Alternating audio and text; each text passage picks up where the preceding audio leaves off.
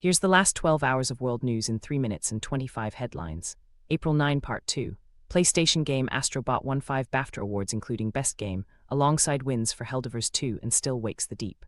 The U.S. Senate confirmed George Glass as ambassador to Japan, replacing Rahm Emanuel. 3 Americans involved in a failed coup in Congo were repatriated after death sentences were commuted following U.S.-DRC talks.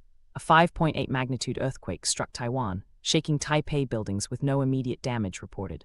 Trump and South Korea's acting president discussed tariffs, prompting trade negotiations to avert a 25% U.S. tariff on Korean goods. The Asian Development Bank projects U.S. tariffs will reduce economic growth across 46 Asia-Pacific countries. The Trump administration reinstated foreign aid programs in Lebanon, Syria, Somalia, Jordan, Iraq, and Ecuador.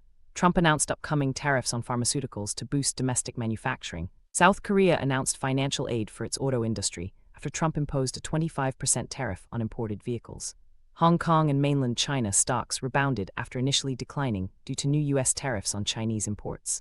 Micron Technology announced surcharges on U.S. products due to tariffs on memory components manufactured in Asia. China's premier asserted readiness to manage U.S. tariff challenges during a call with the EU Commission president. The U.S. is investigating TSMC for potentially violating export controls by supplying chips for Huawei AI processor. A U.S. judge ordered restoration of Associated Press access after White House restrictions over app's use of Gulf of Mexico.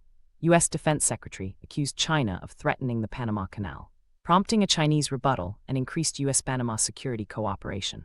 Pakistani-Canadian Tahir Rana was extradited to India for assisting the Mumbai attacks on Nov 26, 2008. Indonesia will temporarily shelter 1,000 Palestinians affected by the Gaza war. Mexico reported its first human H5N1 death, a 3-year-old girl who suffered multiple organ failure despite treatment. In Singapore, 3 migrant workers rescued children from a burning shophouse before emergency services arrived. Australian murderer Rodney Cherry unsuccessfully appealed "no body, no parole" laws after his parole rejection. A faulty helicopter antenna and operational changes led to a collision killing 4, including 2 British tourists in Australia. Ofcom is investigating a US-hosted pro-suicide forum linked to 50 UK deaths using new online safety powers. A British company is designing satellites to map the early universe from lunar orbit, shielded from Earth's radio interference.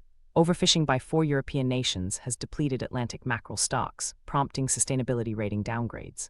The UK government is developing a murder prediction tool using personal data of individuals in the UK, aiming to identify those most likely to commit homicide.